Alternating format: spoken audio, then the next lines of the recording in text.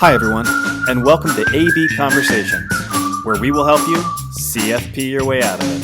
A podcast where you get into the minds of a couple certified financial planners on how we think and feel about everyday financial planning questions and what should really matter most to you. A healthier financial life starts now. Hey, Ben. How are you doing? Adam Paul Werner, how are you today? I'm doing great. It's like your Friday. Yeah, for me, in the future, for those listening, yeah, I'm going to be off a couple of days for our big regional race of bracket finals. I don't know what we're going to do without you. Let's hope for I mean rain. that. Yes. And for those that don't know you and the racing side, you can't just say, and for being fast, but being pinpoint timing, because that's how it works, right? Yes. Yeah. Yes. Yeah. Consistency and predictability. Well, on behalf of me and the other 6 listeners, good luck this weekend. I know for a fact we have more than 6 because I've recently heard from a couple of people that I wasn't sure listened to it in the first place. And apparently people do enjoy listening to this. So thank you. And you're welcome. And sorry, all together. Yes. Yeah. And this is, I'll let you introduce it, but this is another like behind the scenes when we use a word like whiteboarding. What the heck do we mean? Peel back the curtain. Let's do it. Yeah, it is a little bit behind the scenes. Yeah, so we use the term whiteboarding, and really all that means to us is the strategy before recommendations, like all of the puzzle pieces in someone's financial life. Yeah. We throw it up on the whiteboard and we start to play with the variables and start to try to piece things together, because as we've talked about before, any one decision when it comes to your financial life does not happen in a vacuum. There are those potentially unintended consequences. There's typically dominoes to any one decision. You know, you change your retirement contributions. What does that mean then for cash flow and withholding and all of that? Like, this is just simple things have all these other little dominoes that go into it. So we're going to talk about that process and kind of give some examples as to what we mean by that whiteboarding process. Because it's so hard. I still feel it. Like, how long have we been doing this together? We've been in business, and we've been doing quote unquote financial planning for, getting closer to 20 years, but it's just so hard to quantify what that is. So I think a lot of people kind of recognize, well, there's a program, you plug stuff in and it does some math and then you can tell people what to do. I wish. Whiteboarding to us is it's so much the human element on how to use that math or put things in order of what people prioritize to actually be able to answer questions. That's what I want to focus on today. Like, when we say whiteboarding, here's what we mean from a relationship standpoint that allows us to, I think, give the right advice at compliance, to try to give the right advice at the right time. Yeah, I think that one of the last things you said there is the key component. It's any program, any planning program can essentially spit out the best financial thing for you to do, right? Just numbers and cents. Here's what you should do. But it's the human side, as you said, and based on someone else's priorities or what gives them peace of mind or comfort, can completely reorganize the strategy or potentially change what may work. Because ultimately it could be the best financial advice, but if it's not something that resonates and actually drives somebody to action, then it's worthless. It means absolutely nothing if they can't do anything with it. So oftentimes, it's a book on a shelf.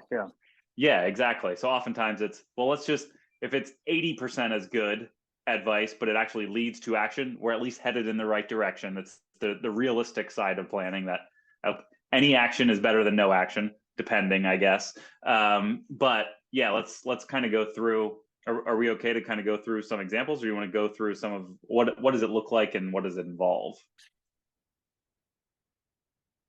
So let's do that. Let's paint the picture. Like, when we say whiteboarding, like, it's physically the whiteboard in my office, the conference room, and I want people to picture like you're laying out all the puzzle pieces before you start. Yeah. Or you've heard me articulate this, like, picture the detective in your favorite crime scene show and they've got a board and it's all the pictures, all the pieces of evidence, like they're connecting things with string, right? They're trying to be able to see everything in one spot so they can digest that from different angles. So for us, it might be, key pieces of data or key pieces about them, the timeline between now and their goals, but what's most important to them?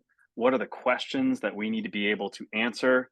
Like we are putting everything up on the board so that we strategically can start to look at it and say, what do we need to prioritize? If we do this, then what? Well, I shouldn't be taking all these answers. Well, it gives you and me and Holly the opportunity to kind of start to look at it, not from the math equation, but from a prioritization of what needs to happen and what we need to answer. Yeah, I think we often convey the message of planning as, putting somebody's financial puzzle together. So I think that analogy of thinking of, okay, you now have a box, all the pieces are randomized. How do you start to build that puzzle? How do you start to build the plan? Usually, right, you start with the edges, get all your flat pieces, right? And I think from our standpoint, you start with the fundamentals, cash flow, cash reserve, all of those basics. I think there's a lot of parallels to that, to the point where maybe the most complex, there's different ways to go about it, but you can kind of save that for the last puzzle piece that will kind of fall into place when you get everything else kind of oriented. So I like that. I like that analogy here. Yeah, and I think it also, the last thing I'll say to that. Yeah. For as much as we are alike, and as much as Holly's learned, I mean, this is the first place that she's worked to do financial planning. As much as we all try to think alike, we all have different perspectives on looking at somebody's situation and going, well, we could approach it this or we could approach it that way. I mean, I can't, we should move into some examples, but I can't emphasize to listeners enough that there are different ways to solve financial planning questions. And not only within our profession, people are, more apt to suggest this type of thing versus this type of thing. What we're trying to really get better at is literally put everything up there and then look at the situation through that client's shoes. Yeah. Right. If they say this is what matters most to me, well, then we could recommend these three things, but this is the one we have to prioritize. Because to your point, we have to be able to get people moving in the right direction, even if it's not the perfect direction. Right. The stat is out there. 70% of our clients only enact 20% of our advice. That's a really small amount of action that's taken. So this is our opportunity. And again, let's just get into some examples, but this is our opportunity to try to make sure that we're pushing the right button for somebody and then holding their hand through that process. And I don't think that happens if we just jump into a financial planning tool and go, here's all the data, tell us what to do. Yeah, I think, I know we've talked about this in other podcasts before, but that's why it's so crucial to us, those initial couple of meetings, to really ask questions and get to know somebody and try to figure out what those values and those priorities are, because that will absolutely dictate some of the strategy, or just, it may eliminate certain options that we would say, yes, this may fit, but if it doesn't fit the emotional side of things, if it's just not a priority for that particular client, then we need to set that aside. So maybe we'll start with like a broad example and then work into some more specifics.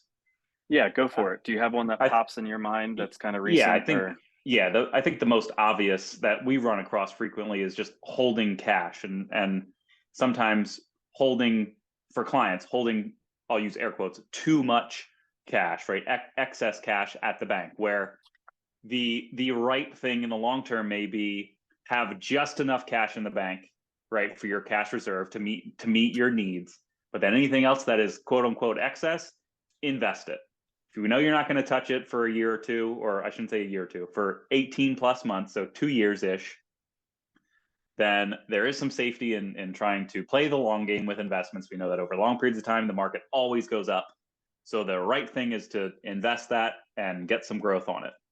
But that trade-off for certain people may be, well, but if I know what I have in the bank and I have extra cash, that allows me to sleep at night. That allows me to not worry about, bills or unexpected expenses or something like that. It may allow me to not worry so much about my investments in volatile times because I know I have this safety net Yeah. that is my buffer when the market is going haywire. So Yeah. that's a perfect example where the right financial thing over time may be to invest as much as you possibly can, but holding a little bit extra cash has a lot of additional value besides the actual dollars and cents. Right. So in practice for us, bringing that back to whiteboarding, it may be very simple for us to go, yes, puzzle pieces on the outside, fundamental advice, 3 to 6 months of your expenses need to be in cash. So we're going to tell you 3 months, and then we're going to tell you to invest everything different. We're going to put that in the plan, and the rest of the plan hinges on that. Yeah. When we know people come to us at moments of transition, maybe somebody passed away, got a client that's ready to sell a business, we got somebody else that's looking to, buy a second property. They all have cash and more than we would probably recommend, but they need that. They need that on the front end before taking any other steps in the financial plan that we're going to recommend, because that's their safety net. So what's our job in that data gathering process? As we're starting the whiteboarding process, how about we just ask the question, what's your comfort zone? How much cash do you really need? How much is that play to allocate towards your other goals? Right? That's an example of the math may tell us one thing, the program may tell us one thing. We got to ask that question on the front end and early in the process so that we can adjust the rest of the plan because of it. Yeah.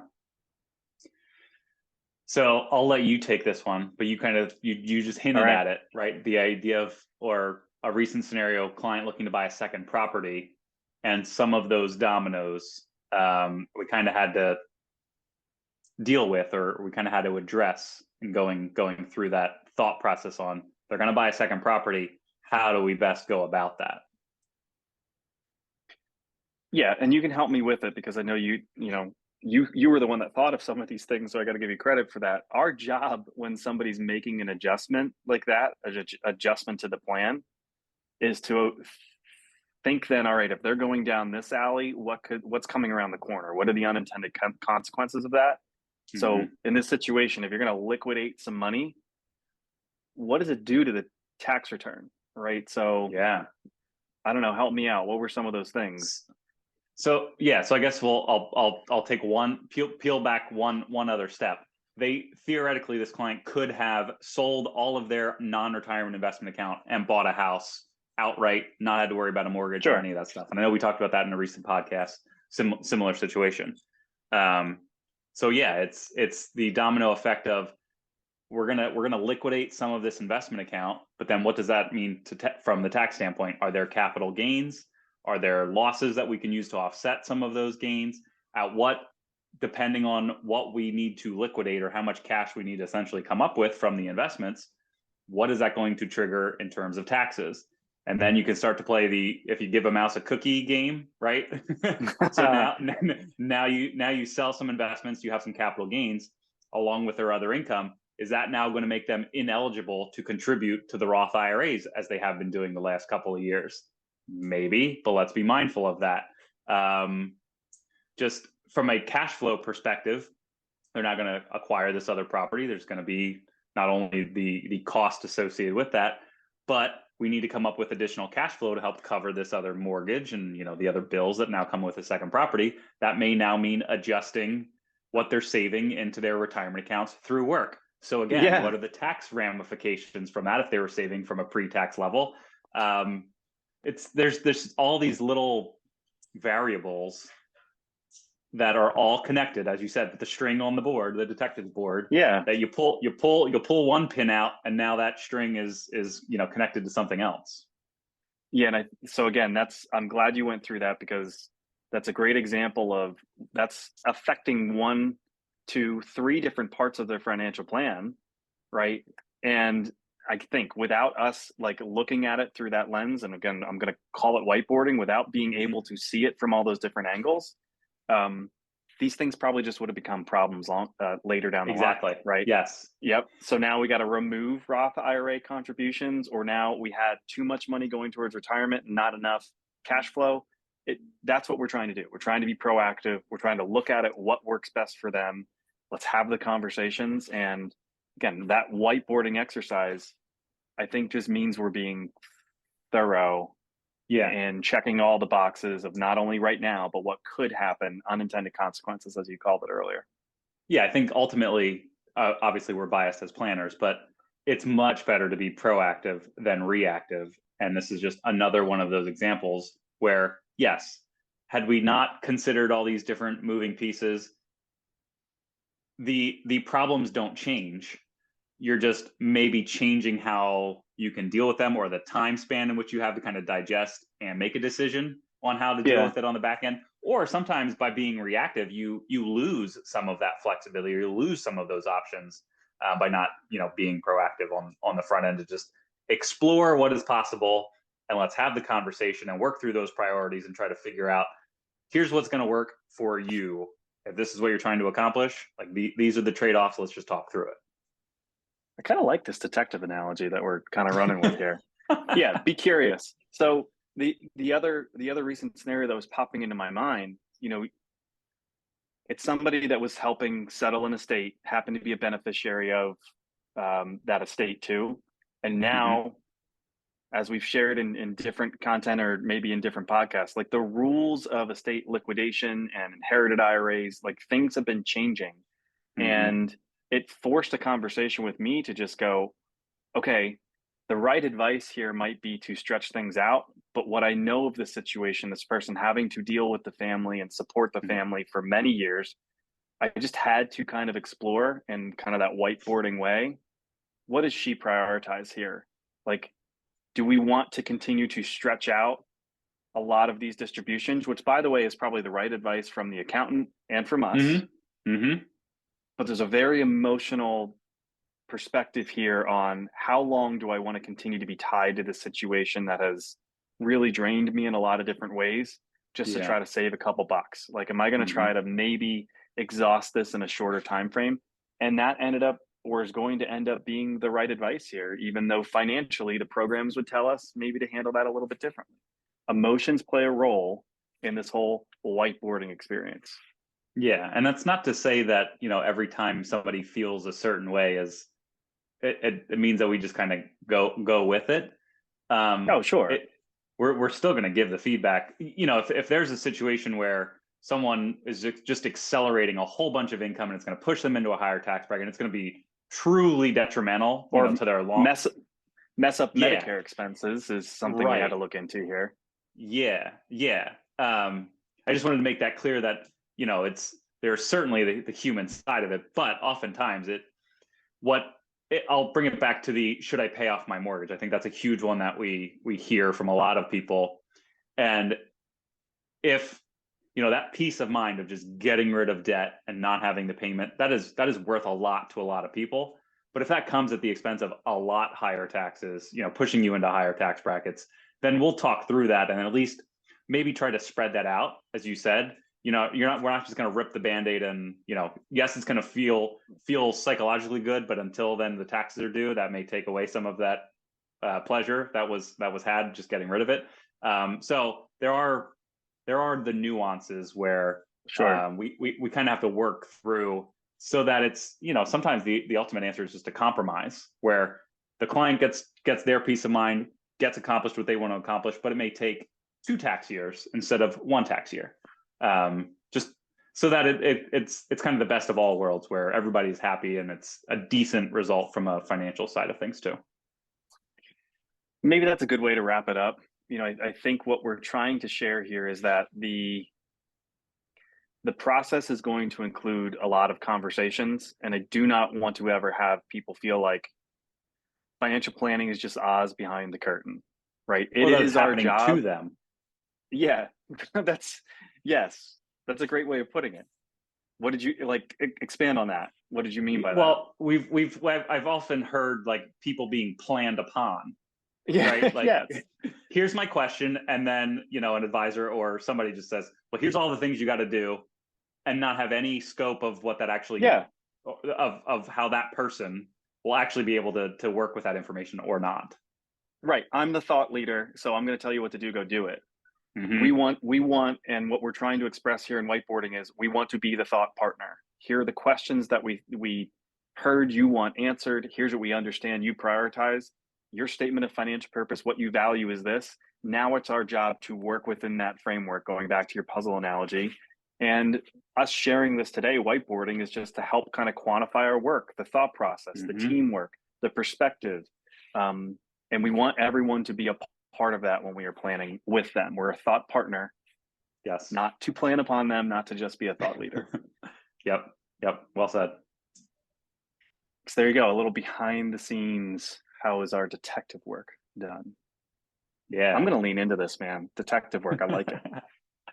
Yeah. I often feel like, I'm not a forensic accountant, but when people give us data, like I'm looking for nuggets of information. Oh, look at the statement and there's a piece of activity. Oh, that stood out to me. Make a note on it. Right. It is a little bit of a detective work, going through the planning process. So would we need the copyrights to like have our exit music for the podcast here be like that CSI song or what with Law and Order? Yes, Law and Order. That's what I was thinking. Dun, dun. Beautiful. We don't want to get sued. All right. We don't want to get sued by is that NBC? Look, good luck this weekend. Thank you for your insight on whiteboarding, and catch you next time. All right. Bye.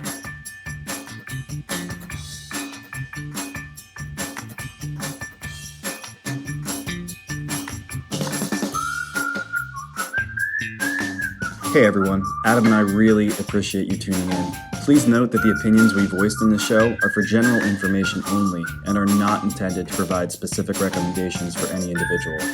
To determine which strategies or investments may be most appropriate for you, consult with your attorney, your accountant, and financial advisor or tax advisor prior to making any decisions or investing. Thanks for listening.